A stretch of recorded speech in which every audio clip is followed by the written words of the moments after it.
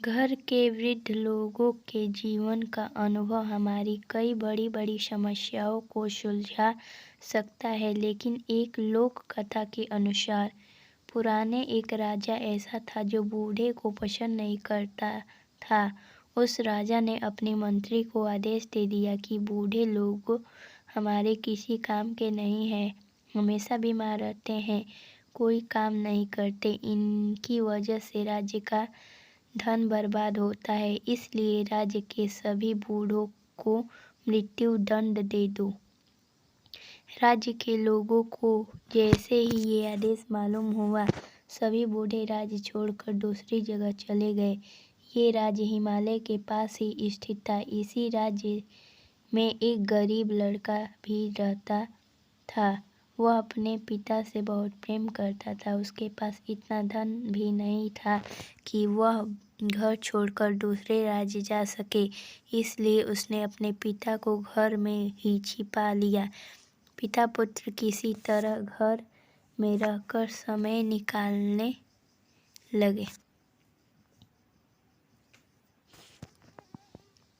कुछ समय बाद उस राज्य में अकाल पड़ गया। राजा को समझ नहीं आ रहा था कि अब अन्न की व्यवस्था कैसे की जाए। उन दिनों भीषण गर्मी भी पड़ रही थी। गरीब लड़के ने अपने बूढ़े पिता से अकाल से निपटने की उपाय पूछा।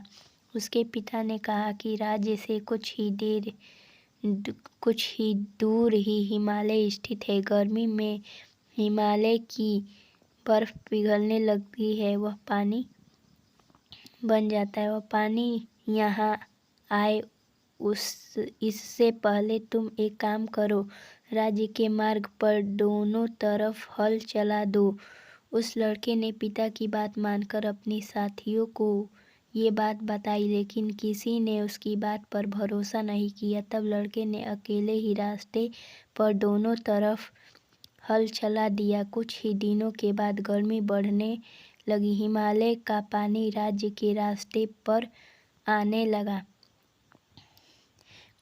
कुछ सप्ताह बाद ही राज्य की सड़कों पर दोनों ओर अनाज के पौधे उग आए। जब ये बात राजा को मालूम हुई तो उस गरीब लड़कों को दरबार में बुलाया और राजा ने लड़कों से पूछा कि यह तरकीब किसने दी। लड़के ने कहा